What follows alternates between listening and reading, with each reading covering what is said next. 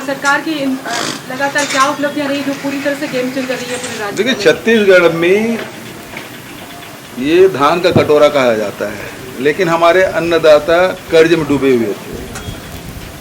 मजदूर लगातार पलायन कर रहे थे। छत्तीसगढ़ बनने के बाद भी न किसान को, न मजदूरों को, न नौजवानों को, न महिलाओं को कोई ऐसा कोई काम नहीं हुआ जिससे इनको लाभ मिले, उसके जीवन स्तर में कोई परिवर्तन आए।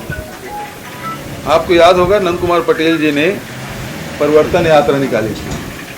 वो परिवर्तन सत्ता का परिवर्तन नहीं था, वो परिवर्तन लोगों के जीवन में आए, वो उनका उद्देश्य था। और उसी को लेकर हम लोग आगे बढ़े। हमारे जो पूर्वज हैं, पुरखे हैं, उन लोग भी यही कहते थे कि छत्तीसगढ़ सस्य श्यामला धरती है, यहाँ मेहनत कश भोले भाले लोग रहते हैं, ईमानदार लोग हैं, और उसमें शिक्षा है, स्वास्थ्य है, रोजगार है, ये मिलना चाहिए।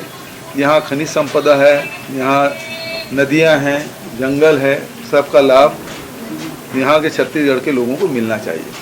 लेकिन 18 साल तक के लोगों को लगा ही नहीं कि छत्तीसगढ़ में उसको कोई हिस्सेदारी है, उसको कोई लाभ हुआ है। केवल चाउर वाला बाबा मिला जो कि नान घोटाला किया, नान खदान धान सब में घोटाला हुआ।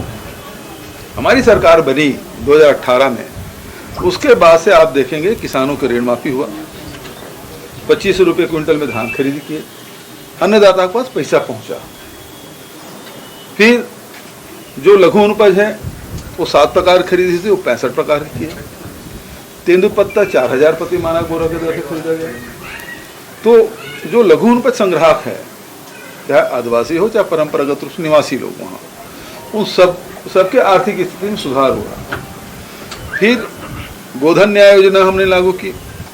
तो एक तरफ गोबर बेच के भी पैसा कमाया जा सकता है, पूरी दुनिया को हमने बताया। लोगों के जीवन में परिवर्तन आया, उससे उसकी आमदनी बढ़ी। फिर आप देखेंगे कि गोधन न्याय योजना के कारण से पशुपालन की तरफ लोगों को रुझान बढ़ा और दूध उत्पादन भी बढ़ा है। तो एक तरफ धान का उत्पादन बढ़ा, दूसरे तरफ दूध उत्पादन बढ़ा, तीसरे तरफ लघु उपज का भी संग्रहण अधिक हुआ और उसका लाभ लोग ले रहे हैं।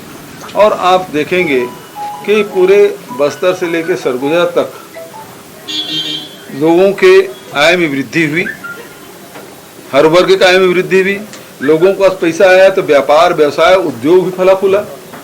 तो एक प्रकार से पूरे प्रदेश के अर्थव्यवस्था में व्यापक परिवर्तन आया है। दूसरी बात जो है स्वास्थ्य और शिक्षा। स्वास्थ्य में आप देखेंगे कि एक समय था कि मलेरिया से मौतें होती थी, उल्टी दस्त से लोगों की मौतें होती थी, अब वो बात नहीं है। हाट बाजार क्लिनिक योजना, शहरी क्षेत्र में शहरी स्वास्थ्य स्लम स्वास्थ्य योजना, दाई दीदी क्लिनिक योजना और मलेरिया मुक्त छत्तीसगढ़ का अभियान। तो इस प्रकार से लोगों के स्वास्थ्य में भी सुधार हुआ। दूसरा, डॉक्टर खूबचंद बघेल स्वास्थ्य योजना लागू हमने की, मुख्यमंत्री विशेष स्वास्थ्य सहायता योजना हमने लागू की। सैकड़ों ऐसे लोग हैं जिसके 10-10, 15, 17, 18 लाख तक के लोगों को सहायता दी गई जो बीमार पड़ते थे, जिसकी आर्थिक स्थिति ठीक नहीं थी। और अच्छे लोगों के, जो मिडिल क्लास के लोग भी हैं, बड़ी बीमारी हो जाए कहाँ 15 लाख 20 लाख रुपए इकट्ठा कर पाएंगे। तो ऐसे समय में सरकार उनके साथ खड़ी हुई। तो स्वास्थ्य की दिशा में, शिक्षा में पिछले सरकार में तो 3000 स्कूल ही बंद कर दिए थे, जो बेसिक जो उनको ज्ञान होना चाहिए उन बच्चों से वंचित किया गया। और हमने जो स्कूल बस्तर में आप देखेंगे जो 600 गांव उजड़े थे, उसमें से 260 स्कूल हमने शुरू कर दिए। स्वामी आत्मानंद अंग्रेजी स्कूल खोला, यूनिवर्सिटी खोले, कॉलेज खोले, एग्रीकल्चर कॉलेज, हार्टिकल्चर कॉलेज, और उसके साथ मेडिकल कॉलेज। 15 साल में जितना ये लोग मेडिकल कॉलेज नहीं खोले, उतने 4 साल में हमने मेडिकल कॉलेज स्वीकृति कराई और उसकी स्थापना की और पढ़ाई शुरू हुई। तो इस प्रकार से चाहे वो हायर एजुकेशन हो चाहे स्कूल एजुकेशन हो, सबके ऊपर विशेष फोकस किया ताकि शिक्षा, स्वास्थ्य और रोजगार ये प्राप्त हो सके। नौजवानों के लिए रूरल इंडस्ट्रियल पार्क हमने लागू किया, ये बहुत महत्वपूर्ण है। आज रोजगार के लिए भटक रहे हैं, राहुल गांधी जी पूरे देश में पद यात्रा कर रहे हैं, किसके लिए? महंगाई और बेरोजगारी के लिए, देश के नौजवानों के लिए। हमने 300 रूरल इंडस्ट्रियल पार्क 2 अक्टूबर के उसका भूमि पूजन किया है, उससे लोगों को रोजगार मिलेगा। तो इस प्रकार से ये महत्वपूर्ण कदम, मतलब हर क्षेत्र में हम लोगों ने जो कदम उठाया है उसका भरपूर लाभ। और आखिरी बात यह है, जो हमारी पहचान है वो सांस्कृतिक पहचान है, भाषा से, बोली से, रहन सहन, खान पान, आचार व्यवहार, इससे हमारी पहचान है। तो छत्तीसगढ़ की विशिष्ट अपनी संस्कृति रही है, बस्तर से लेकर सरगुजा तक मैदानी हिस्से की अलग अलग संस्कृतियां हैं, उसको सब जोड़ के छत्तीसगढ़ की संस्कृति बनती है। और उसे न केवल संरक्षित करने का बल्कि उसे संवर्धित करने और पल्लवित करने, और देश और दुनिया में, देश की सीमा से बाहर हमारी संस्कृति गई। जो आदिवासी नृत्य महोत्सव हम कराते हैं उसे पूरे ये बात दुनिया में गई कि छत्तीसगढ़ की अपनी संस्कृति है, अपनी पहचान है। राम वनगम पर्यटन परिपथ की बात करिए, बौद्ध सर्किट की बात करिए, सिरपुर की, ये सारी चीजें हैं जो हमारी जो पहचान है उसको हमने उभारने की कोशिश की और उसका लाभ मिला। और आज हर छत्तीसगढ़ का वासी अपने आप को गौरवान्वित महसूस करता है। सर, ये 12 दिन नहीं कर रही है क्योंकि वो आरक्षण की विरोधी है। अजय चंद्राकर का विधानसभा का बयान निकाल के देख लीजिए, उसे भाषण काफी निकाल के देख लीजिए। उन्होंने कहा कि पार्टी में बंधा हुआ हूँ, नहीं तो मेरे व्यक्तिगत विचार में आरक्षण की विरोधी हूँ। और यही हाल हर भारतीय जनता पार्टी के नेताओं का है, वो आरक्षण की विरोधी है। चाहे 32% आदिवासी की बात देने की बात हो, चाहे 37% पिछड़े वर्ग के हो, चाहे 13% अनुसूचित जाति के हो, चाहे 4% EWS की बात, ये देने के लिए वो बिल्कुल तैयार नहीं है। जो राज्यपाल ये कहे कि मैं तुरंत हस्ताक्षर करूंगी, अब वो किंतु परंतु लगा रही है।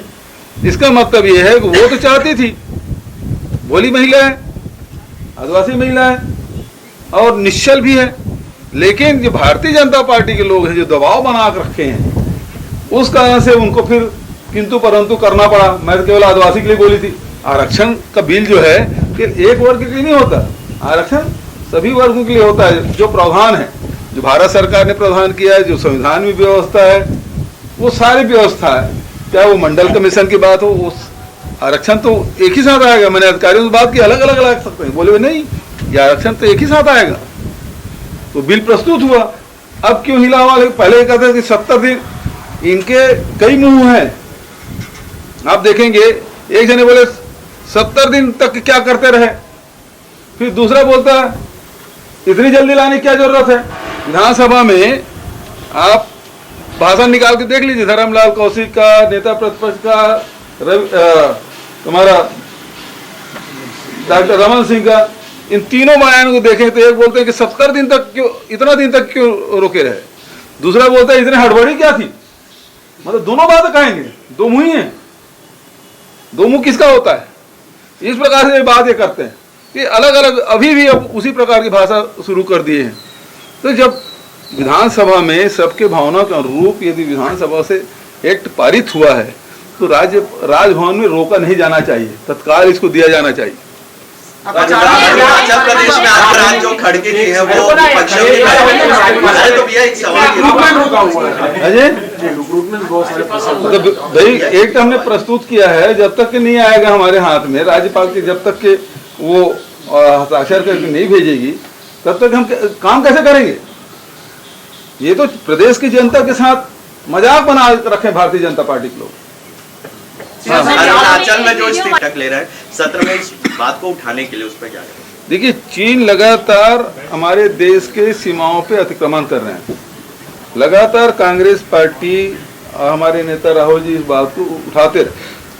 कल मैं एक वीडियो देख रहा था जिसमें अरुणाचल प्रदेश के सांसद है जो बीजेपी का है, उन्होंने कहा कि दूसरा डोकलाम अरुणाचल प्रदेश में होगा यदि वीडियो सही है तो इस प्रकार की बात, मतलब भारतीय जनता पार्टी के अंदर भी उसके सांसद इस प्रकार से जब बात कर रहे हैं तो इसका मतलब यह है कि स्थिति ठीक नहीं है। और इस मामले में यदि खड़गे जी विपक्षी नेताओं की बैठक कर रहे हैं तो बहुत गंभीर मामला है। देश की सीमाओं के साथ किसी प्रकार की छेड़खानी बर्दाश्त नहीं की जाएगी। केवल पाकिस्तान की बात नहीं है, दूसरे देश भी यदि इस प्रकार से करते हैं तो फिर लाल आंख दिखाने वाली जो बात है वो करनी चाहिए। आप आपत्ति भी दर्ज नहीं कर पा रहे हैं और आज अब सोशल मीडिया में तो बड़े सक्रिय हो गए हैं। भारत के जो सेना है वो वो दुनिया के सर्वश्रेष्ठ सेनाओं में से एक है, उसकी क्षमता पे कोई प्रश्नवाचक चिन्ह नहीं लगा सकता। लेकिन जो राजनीतिक बात करना है, जो कूटनीतिक बात करना है, वो तो भारत सरकार करना पड़ेगा ना। सेना तो लड़ती है, लेकिन जो कूटनीतिक बात करना है, राजनीतिक बात करना है, वो तो भारत सरकार करनी पड़ेगी। चुप क्यों है? सवाल इस बात का। बीजेपी का आरोप है 36 जन घोषणा पत्र में से अभी घोषणा पूरी नहीं हुई है। रोज वीडियो मीडिया में आ रहा है, 48 महीने में 48 उपलब्धि गिना रहे हैं, है ना। भारतीय जनता पार्टी को दिखाई नहीं देता। मैं तो कल भी बोला भैया वो लाभ जो हम दे रहे हैं राजीव गांधी किसान न्याय योजना का, उसका लाभ मिल रहा है कि नहीं मिल रहा है भारतीय जनता पार्टी के नेताओं को? तो मिल रहा है तो फिर उस बात को कब उल्लेख करेंगे? लेकर आप इसमें भाजपा कह रही कि झूठ बोलते नजर आ रहे राहुल गांधी के साथ मुख्यमंत्री भूपेश बघेल। एक वीडियो वायरल किया। इसमें झूठ क्या है? उसमें झूठ क्या है? हमने भारतीय जनता पार्टी 450 वर्ग किलोमीटर का लेबर एलिफेंट का स्वीकृति दिया, लेकिन नोटिफिकेशन नहीं किया। 2007 से अनुमति मिली भारत सरकार से और 2018 तक नोटिफिकेशन नहीं किया। हम 1950 वर्ग किलोमीटर का नोटिफिकेशन किया।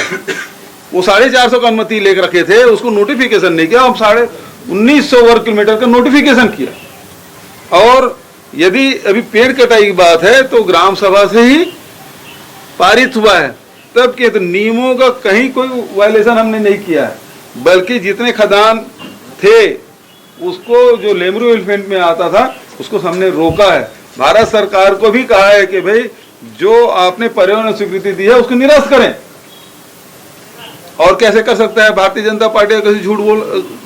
कैसे बोल रहे हैं कि झूठ बोल रहे हैं? हाँ, तो यही बात तो मैं उसमें भी बोला राहुल जी के साथ। कोई पत्रकार थी, महिला पत्रकार, जो पूछ रही थी, तो मुझे बोला गया तो मैं बताया ये सब चीजें। तो हम तो नियम पर, चाहे भारत सरकार के नियम हो चाहे वो राज्य सरकार के, सबका हम पालन कर रहे हैं। सर, आपने एक निर्देश दिया था कि एक धान जिले का मामला है सरकार। चलो यार, अब एक एक चलो ठीक, बस रहने दो। Thank you.